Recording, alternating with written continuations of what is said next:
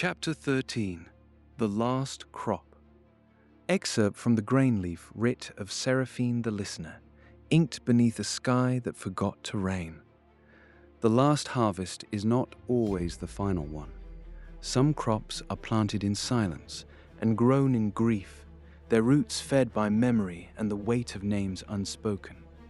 When a blade is buried and a coin exchanged, the world does not end, it trades shape. And when the wheel turns again, it is not the fields that speak first, but the silence between footsteps.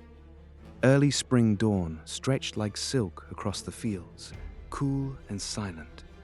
A low mist clung to the tobacco rows, silvering the edges of each leaf, while dew pooled on the edges of canvas tarps draped over heavy carts. The scent of cured tobacco, sharp, earthy, bittersweet, filled the air like a memory trying not to fade. Behind Kael's homestead, 4 carts stood loaded with the season's harvest. The wooden frames creaked under the weight, their wheels freshly greased and cinched with iron bands. It was their best crop yet, cured through grief and winter, every leaf a quiet testament to Kaelric's sacrifice. Kael ran his hand along the edge of a bundled tarp, fingers brushing frost that hadn't yet melted.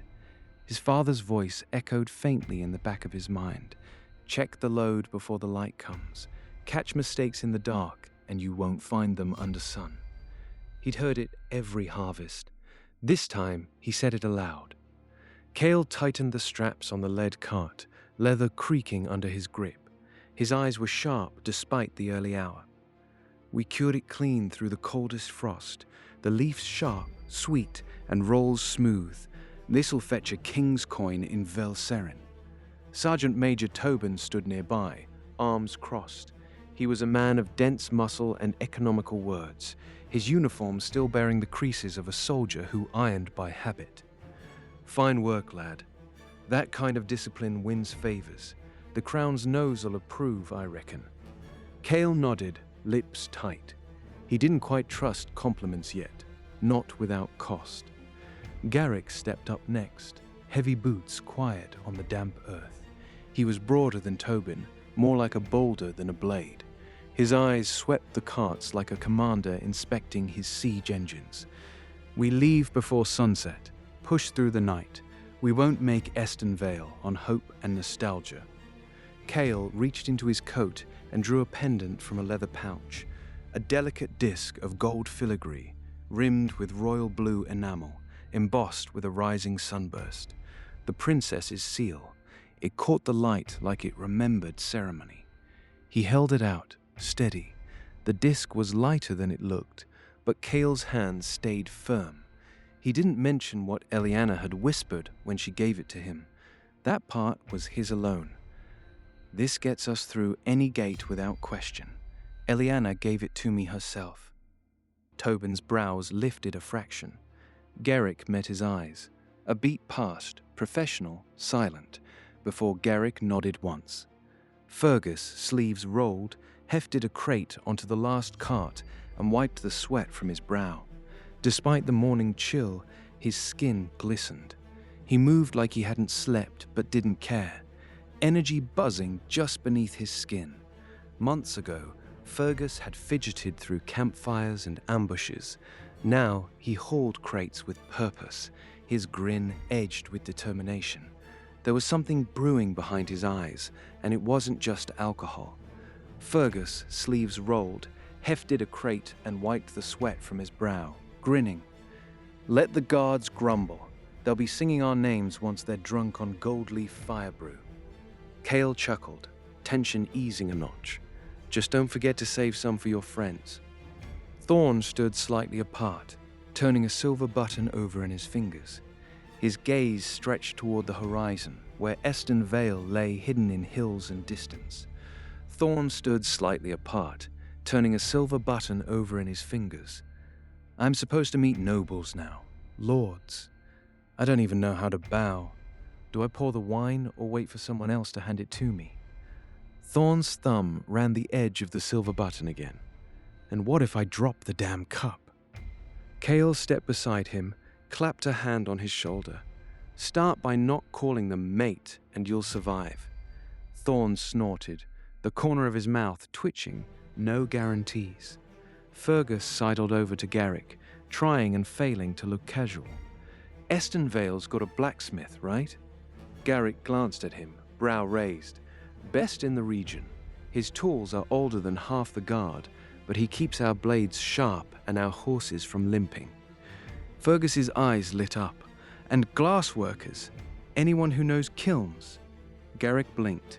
That wasn't a question he heard often. Old Steward's family left behind a kiln in the north wing. Been cold for years, though. Why?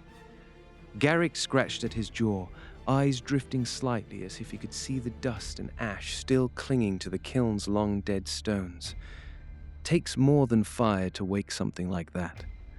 Fergus's voice lowered, earnest now. I need space, fireproof, ventilated. I've got something to build.